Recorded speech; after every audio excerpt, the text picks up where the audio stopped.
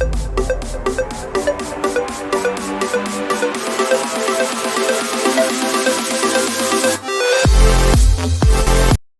morning, good afternoon, and good evening, whatever the time you are watching this video. So for today's video, I'm going to discuss the 5 pillars of Philippine criminal justice system. 5 pillars of Philippine criminal justice system. First, law enforcement pillar. What are some of the roles of the law enforcement pillar? First, enforce all laws and ordinances relative to the protection of the lives and properties. Second, maintain peace and order and take all necessary steps to ensure public safety.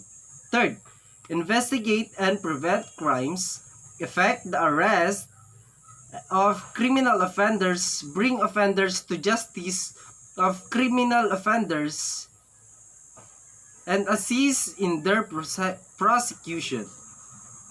Fourth, exercise the general powers to the arrest or make arrest, search and seizure in accordance with the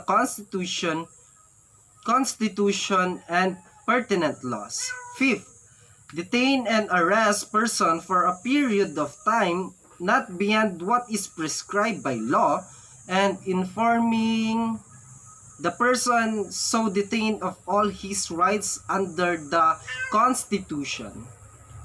Pillar of the CJS is prosecution, which refers to the agency and other offices under the Justice Department authorized by the government or represent the state in prosecution of criminal cases before the court of law, determiner of probable cause.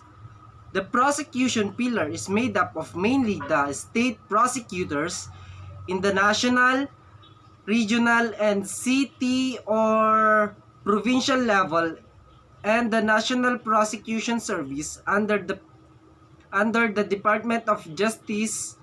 Its main functions are the following: conducts inquest procedures, determine probable cause through preliminary investigation, issues sub poena, administers oath, recommends the dismissal and or filing a criminal charges, prosecute criminals, and represent the state in all criminal proceedings.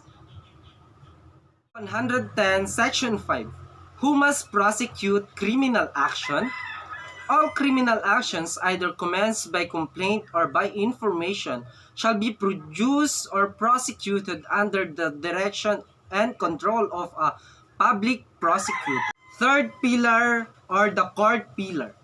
The centerpiece of the CJS and the final arbiter of the law.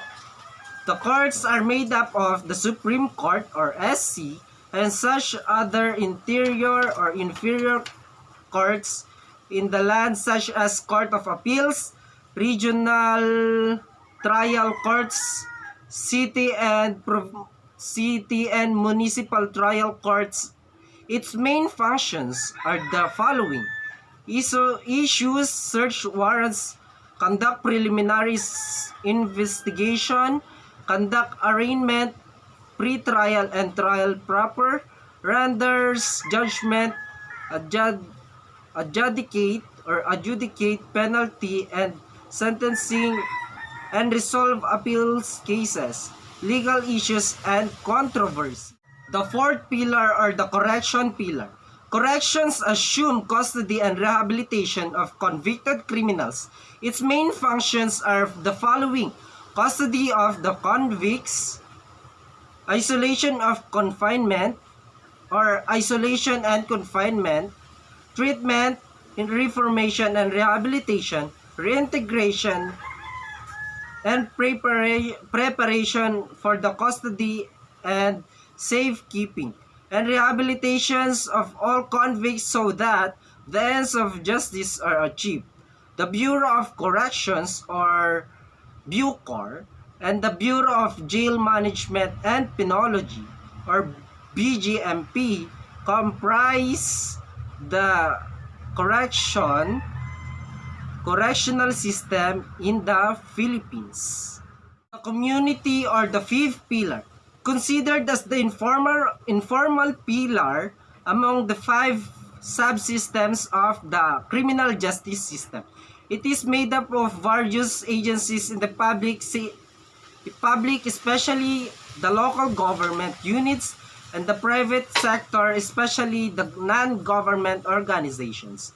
Its main functions in the community are threefold: participation in the police disciplinary mechanism through People's Law Enforcement Board, or PLEB. Participation in the settlement of dispute through the Katarungang Pambarangay, or LUPONs. Third, participation in the law enforcement and the policing through police community partnership in crime prevention, investigation, and deterrence.